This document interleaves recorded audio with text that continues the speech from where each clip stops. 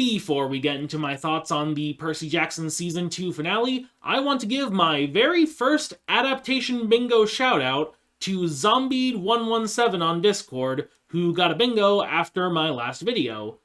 No Bear Twin backstory, no Letter Jacket Fleece, no Colchis Bulls, Polyphemus knows who nobody was, and no Lava Kitchen.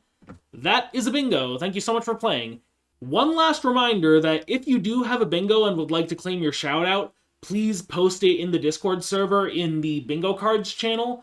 I do still have one more video planned for this season before I go into the adaptation sins, so there's still one chance for you to claim your shoutout. And now, back to your regularly scheduled rant. When I reviewed episode 7, I said that it might have been the worst episode thus far.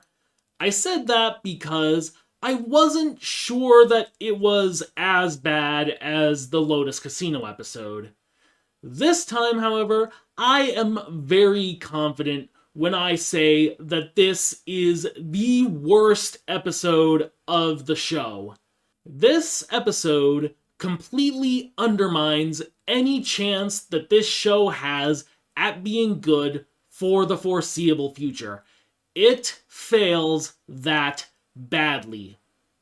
Honestly, that much should have been obvious from the premise alone. This episode centers on a battle with Luke's army to protect Camp Half-Blood from destruction. Basically, it's the Battle of the Labyrinth before the Battle of the Labyrinth. It kind of reminds me of how the 6th Harry Potter movie cut out the Battle of the Astronomy Tower to give more weight to the Battle of Hogwarts later on, and instead focus the climax of that movie on, the real big thing everyone remembers from how that book ended. Here, it feels like they've done the exact opposite, added a completely new battle that is almost entirely redundant with a much more important battle down the line, which completely screws with any sense of escalation going forward. I've seen some people suggest that the Battle of the Labyrinth is going to be even grander in scale than this, and maybe they're right, I don't know.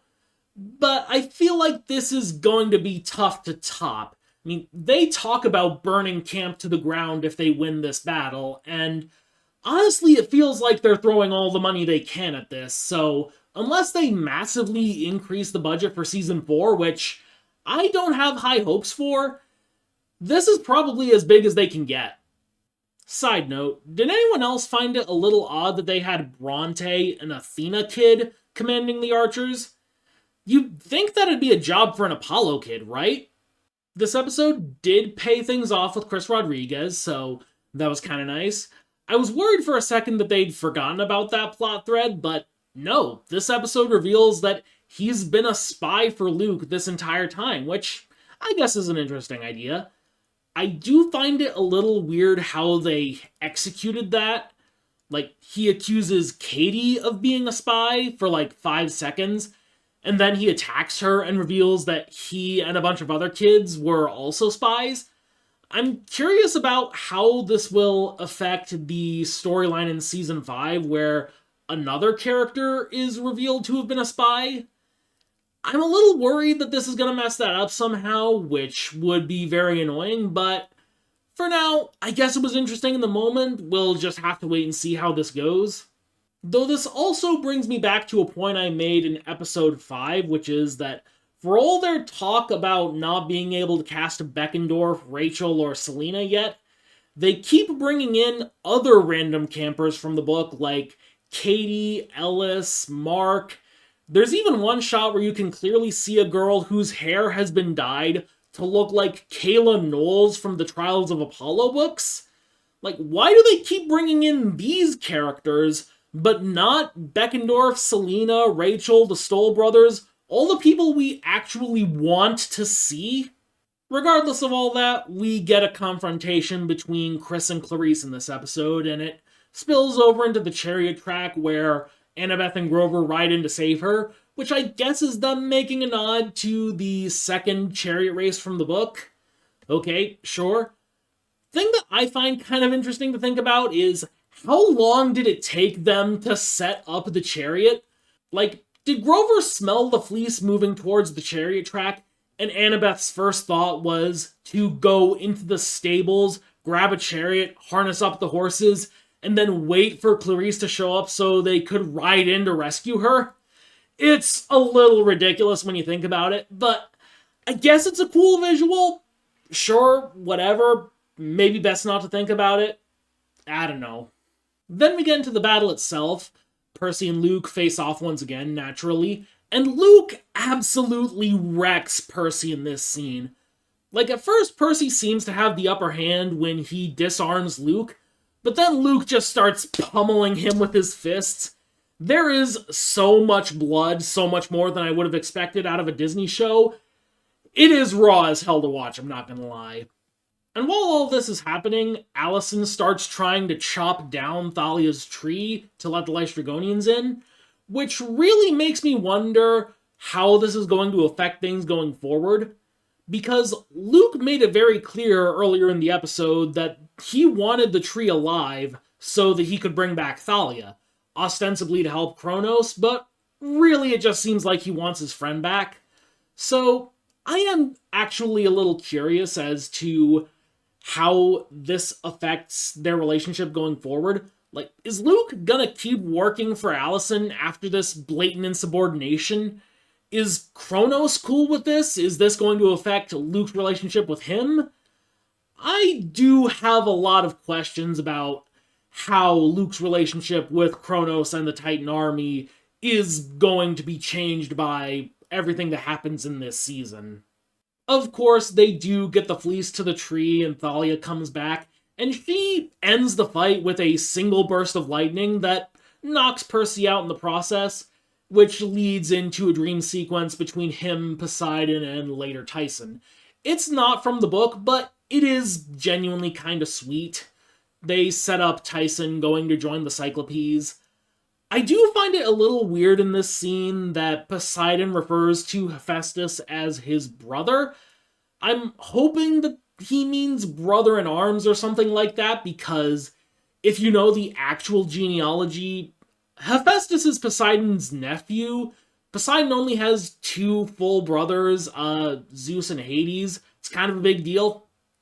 But yeah, I'm hoping that this is some kind of metaphor. Otherwise, it doesn't really make sense. And then Percy wakes up in the infirmary, and Chiron is just back now. Yeah, they don't really do anything to justify him coming back. Obviously, they can't do what they did in the book, where Chiron was blamed for the tree being poisoned, and Percy had to get proof that Chiron was innocent to get him to come back. I was kind of hoping that he would lead the party ponies to join the battle and prove his loyalty to the gods, and that would be how he comes back. But instead, Zeus just changes his mind off screen, which is a little disappointing. And that brings me to the thing that everyone who's seen this episode is probably waiting for me to talk about. They completely change the story of how Thalia became a tree. Yeah, it turns out that the whole story about her being mortally wounded by the Furies and Zeus turning her into a tree to save her was a big fat lie.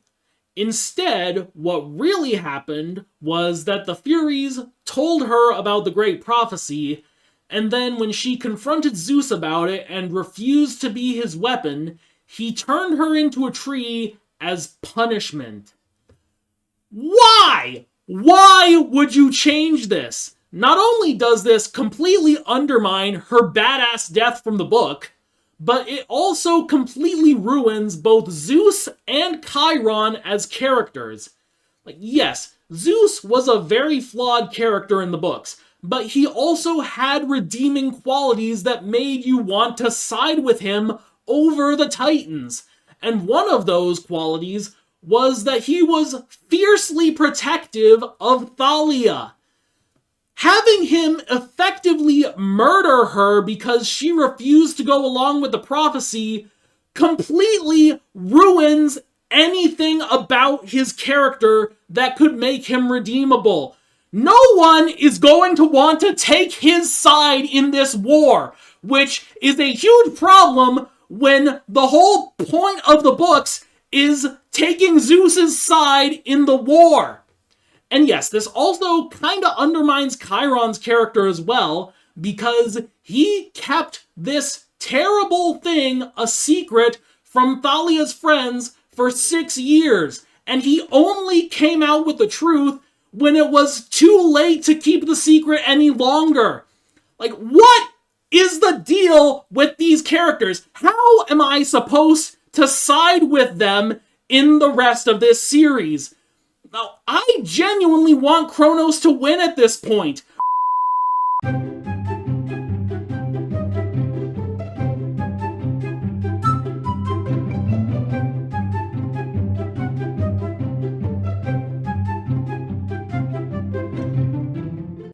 Yeah, there's also a completely random post-credits scene in this episode where Circe's spa is shown to still be up and running, and Hilla is still working there, which doesn't make any sense. Blackbeard was supposed to have destroyed the spa when he escaped, and taken Hilla and her younger sister Reyna prisoner aboard his ship. This sets up a major story arc in the sequel series Heroes of Olympus, which heavily features Hilla and Reyna. But like, how is that supposed to work now? And what even was the point of this scene besides a random joke?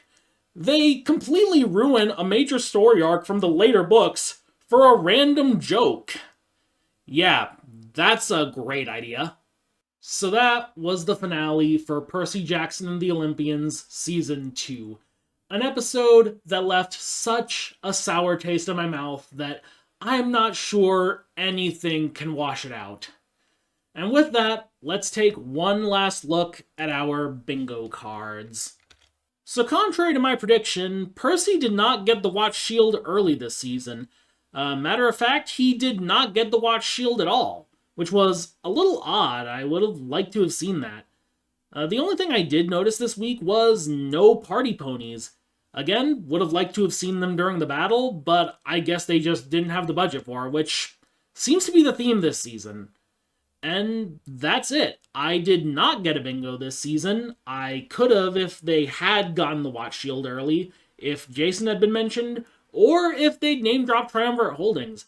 I'm honestly surprised that neither of these got through. Those seemed like something that they would have done, and honestly I think they could have been cool.